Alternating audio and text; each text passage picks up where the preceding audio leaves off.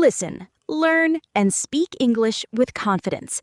Hey, English learners, welcome back to the Path to Real English podcast, your cozy place to learn simple English through real-life conversations, useful vocabulary, and gentle motivation. I'm Liam. And I'm Olivia. Olivia, I want to start today with something a little different. No small talk, just one question. Okay, that sounds serious. Go ahead. What's something you wanted so badly you could almost taste it, but you never even tried? Wow. Okay, that's not a warm-up question. I know, but I really want to know. Honestly, there was a job. My dream job. I wrote the application email 3 separate times. And 3 separate times, I closed my laptop and didn't send it. What stopped you? One sentence in my head. What if they read this and realize I'm not enough? One sentence. That's all it took to close the door. That's the part that still bothers me. Not one rejection.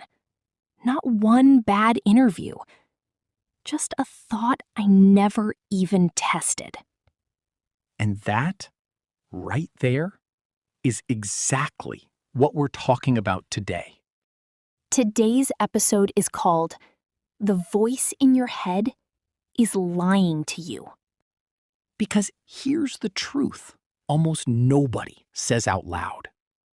Fear of failure has never once protected anyone from anything real. It only protects us from possibility. Let that sit for a second. The thing you're most afraid of might already be the safest choice compared to never knowing. This episode is perfect for B1 to B2 English learners. And if you're a strong A2 learner, don't stress about catching every single word. Just breathe, listen, and let it in. Whether you're walking, making coffee, commuting, or practicing your English right now, thank you for being here. Let's begin. Liam, be honest. What do you think fear of failure actually is? I used to think it was about the failing itself. Now, I don't think that's true at all. Then what is it? It's a story, a prediction our mind makes, and then treats like a fact. Say more. We don't think, I might not do this perfectly. We think, if I fail, everyone will see. I'll be humiliated.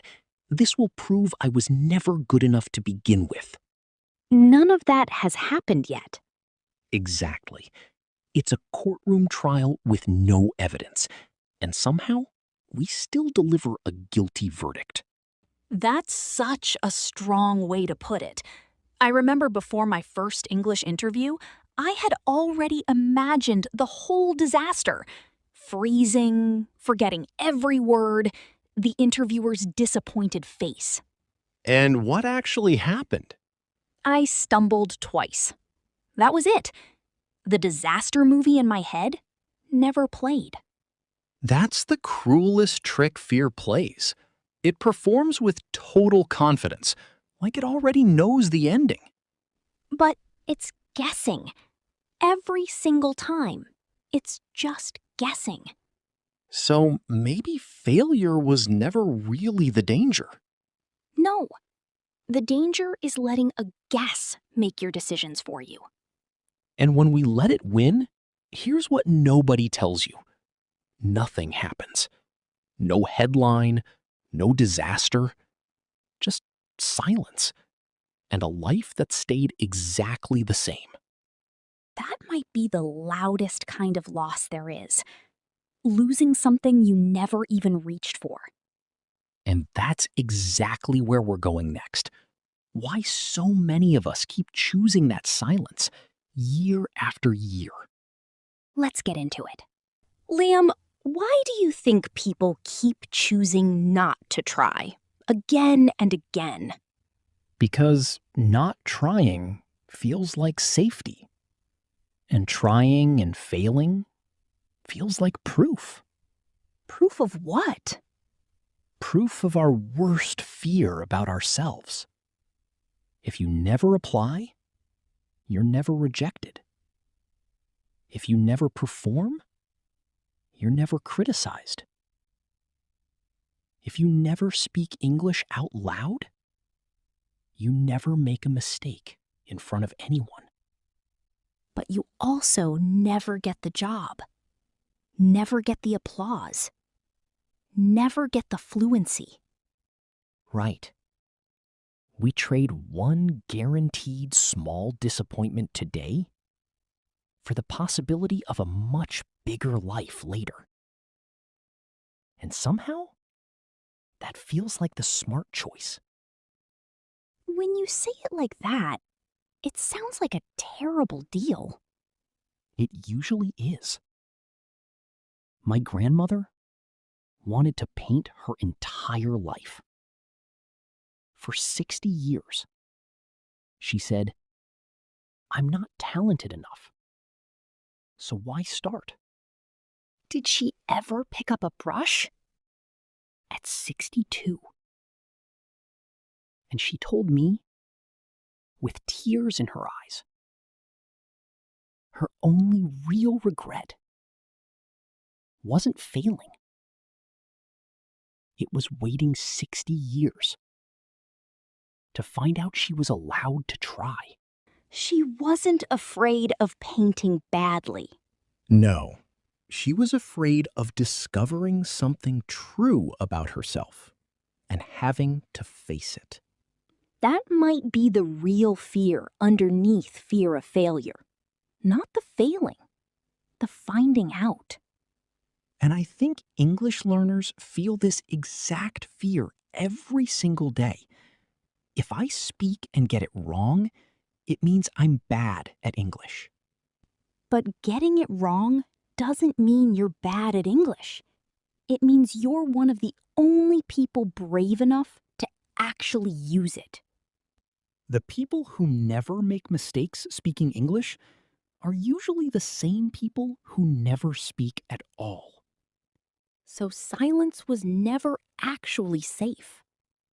It just felt safe. There's a difference.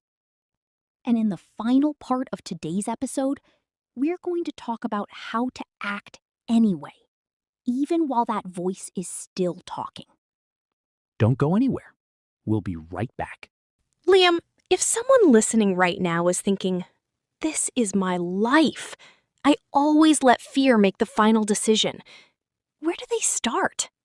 Stop waiting for the fear to leave. It's not going to. That sounds almost harsh. It's actually freeing, because it means you don't need permission from your fear to move. You just move and let it come along for the ride. Courage was never the absence of fear. Courage is doing the thing while fear is still mid-sentence. I love that. Here's something that's helped me. Instead of asking, "What if I fail?" I ask, "What if I never find out?" That single question flips everything. Suddenly staying still has a cost too.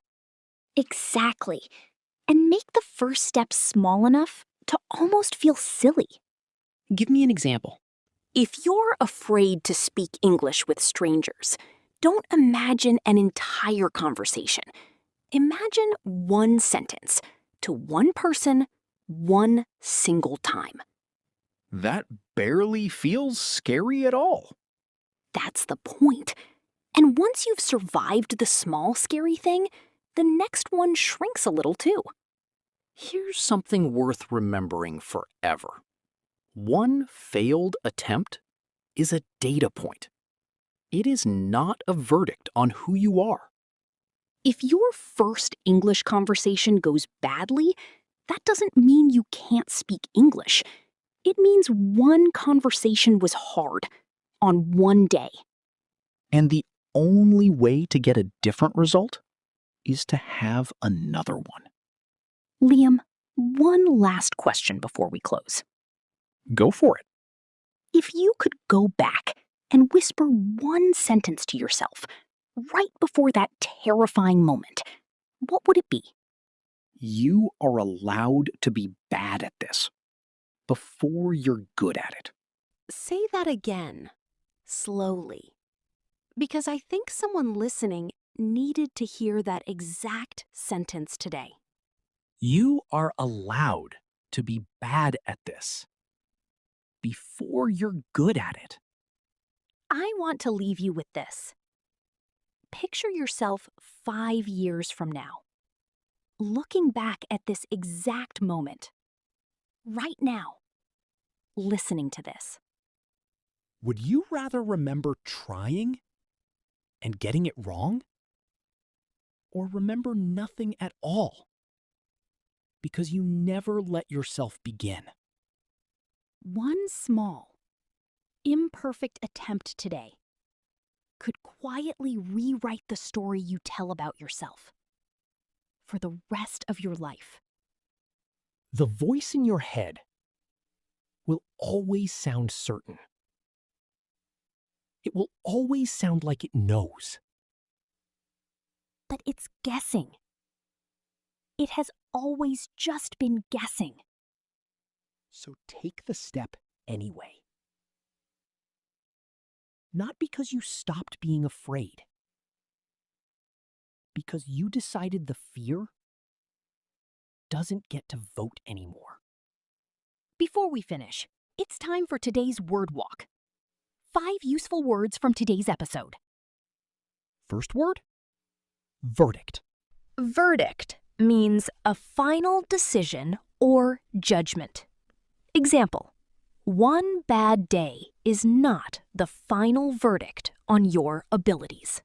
A powerful word to remember. Word 2, humiliated. Humiliated means feeling deeply embarrassed or ashamed. Example: he was afraid of feeling humiliated in front of his coworkers. Word 3, attempt. Attempt means an effort to do something. Example: she made one small attempt and it changed everything. Word 4, guaranteed. Guaranteed means certain to happen. Example: staying silent guaranteed nothing would change. Final word, worthy. Worthy means deserving or good enough. Example: you don't need to prove you're worthy before you try. That might be the most important word of the entire episode. We hope today reminded you of something simple. Failure was never proof that you can't. It was only ever proof that you tried. Whether that means speaking English for the first time, sending that email, or finally starting the thing you've been circling for years. You don't need to feel ready. You just need to stop waiting for permission that was never coming. Thank you so much for listening. If today's episode meant something to you, subscribe and come back for the next one. I'm Olivia. And I'm Liam. You've been listening to the English Goal Podcast. And remember, your English goal and your life goal are both closer than you think.